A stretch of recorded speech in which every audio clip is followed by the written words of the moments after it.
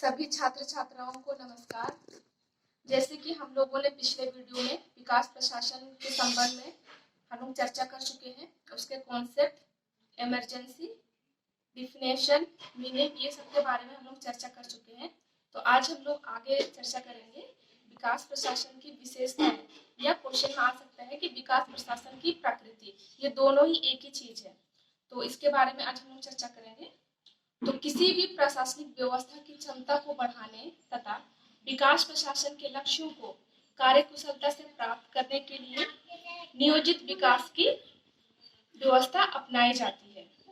तथ्यों की दृष्टि से विकास प्रशासन योजना, परियोजना, नीतियों और कार्यक्रमों से संबंध रखता है।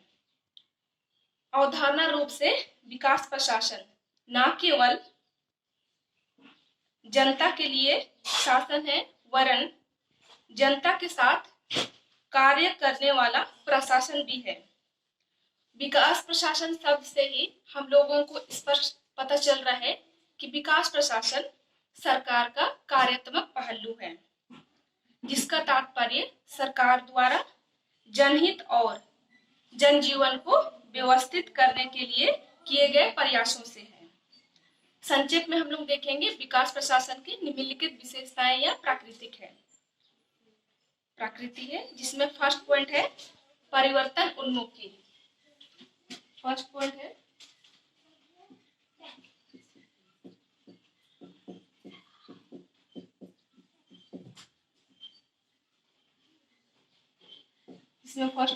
है परिवर्तन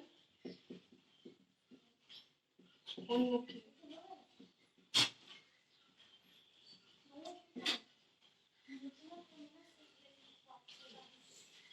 विकास प्रशासन की पहली प्रमुख विशेषता परिवर्तन उन्मुखी है,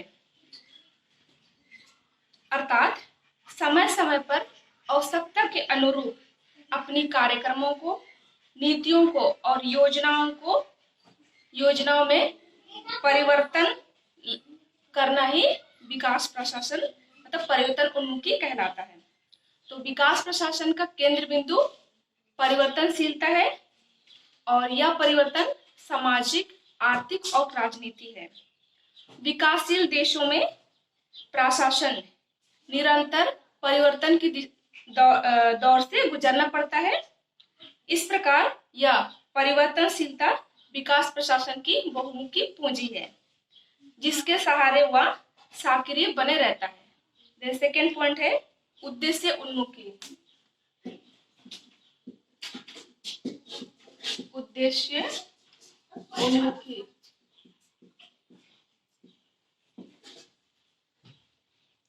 विकास प्रशासन की दूसरी प्रमुख विशेषताएं उद्देश्य उन्मुखी है, अर्थात विकास प्रशासन अपने समय कुछ लक्ष्यों और उद्देश्य बनाते हैं और जिन्हें एक निश्चित समय अवधि के अंतर्गत उस कार्यक्रम को, उद्देश्यों को पूरा करने के लिए वे योजना बनाते हैं। इसको हम लोग एग्जाम्पल से समझेंगे कि भारत में विकास प्रशासन के समक्ष अनेक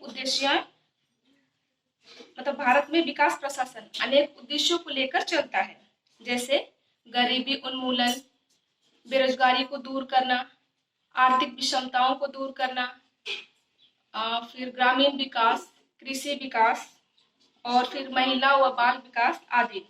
तो वास्तव में विकास जो है विवेकशील प्रक्रिया है, तो इसलिए स्वाभाविक रूप से हम समझ सक रहे हैं कि विकास प्रशासन भी एक विवेकशील प्रक्रिया है। विवेकशील प्रक्रिया के लिए यह आवश्यक है कि उसके कुछ लक्ष्य हो, जिन्हें वह एक निश्चित सीमा के अंतर्गत प्राप्त करने के लिए प्रयास करे। नेक्स्ट पॉइंट है परिणाम उन्मुखी। तीसरा है परिणाम उन्मुखी।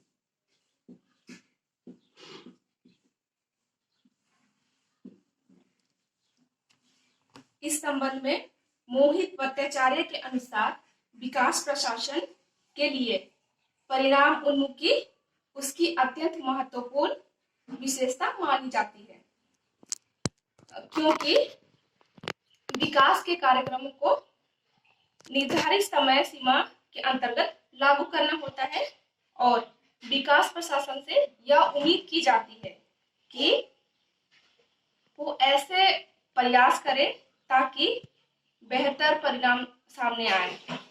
और विकास प्रशासन न सिर्फ इस बात पर विशेष रूप से ध्यान देता है कि क्या किया जा सके, मतलब क्या किया जा रहा है, बल्कि इस बात पे भी विशेष रूप से वो बल देता है कि हमने जो भी कार्य किए उसका मतलब परिणाम क्या हुआ, इस पे भी विशेष रूप से बल देता है। तो प्रोफेसर विडनर ने भी विकास प्रशासन के इस विशेषताओं को स्वीकार करते हुए कहा है कि विकास प्रशासन कार्य उन्मुखी और लक्ष्य उन्मुखी प्रशासनिक व्यवस्था है। देन नेक्स्ट है 4 नियोजित विकास। नियोजित विकास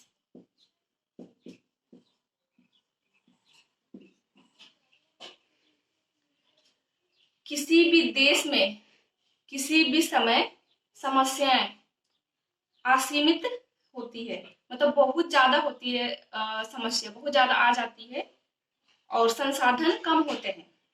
तो यह तथ्य विकासशील देशों के संदर्भ में ही कहा गया है और ये सत्य भी है। अतः विकास प्रशासन अपने समक्ष विकासशील देशों के चाहुमुखी विकास का उद्देश्य लेकर चलता है।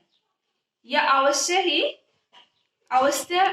ही जाना जाता है कि संसाधनों के सर्वथा उचित तथा सर्वोत्तम प्रयोग के लिए योजनाबद्ध रूप से विकास करें। कहने का तात्पर्य है नियोजित विकास में, इसमें मतलब कोई भी देश में समस्या बहुत ज्यादा आ जाती है लेकिन उसका हल करने के लिए साधन कम पड़ते हैं, तो उसी के बारे में इसमें बताया गया है कि कैसे हम लोग इस टाइम में विकास प्रशासन को यहाँ पे लाके कैसे मतलब किस तरीके से हम लोग आगे अपना काम कर सकते हैं।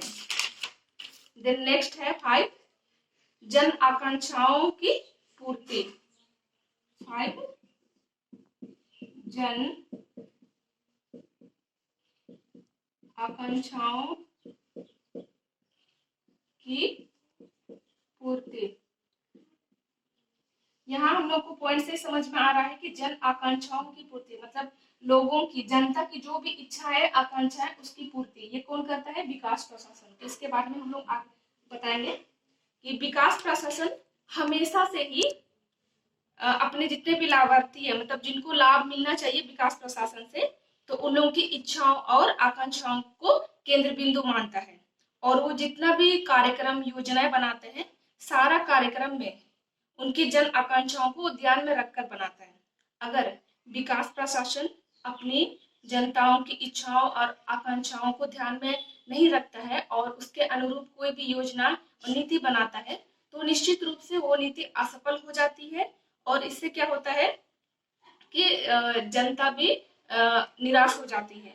तो इस संबंध में आगे बताता है कि उदाहरण के लिए बोलता है कि भारत में विकास प्रशासन के लिए अनेक कार्यक्रम हुए और इसका असफलता इसलिए हुआ क्योंकि जितने भी योजनाएं बनाए थे उन योजनाओं में जनता की इच्छाओं आकांक्षाओं को नहीं देखा गया, इस वजह से सारे कार्यक्रम मतलब असफल हुए। तो आज के वर्तमान अगर युग में देखा जाए तो हमारा जो राज्य जो है प्रजातांत्रिक राज्य है, ठीक है, बन गया है और विश्व के तमाम राष्ट्र इस बात को ज्यादा से ज्यादा प्रचार करने का प्रयास करते हैं कि हमारे देश का प्रशासन जनता के लिए, जनता के द्वारा और जनता का ही प्रशासन है। कहता है मतलब अर्थात ये साबित करना चाहते हैं कि प्रजातांत्रिक मूल्यों को लागू करने में हमारा राज्य सर्वोपरि है और हमारे राज्य के उद्देश्य तथा प्रशासन के उद्देश्यों में कोई फर्क नहीं है। जनता के हितों और जनता की आकांक्षाओं हेतु विकास की सभी योजनाओं के लिए ये परिवर्तनशील है। अतः इस उद्देश्य को पूरा करने का उत्तरदायित्व विकास प्रशासन का है।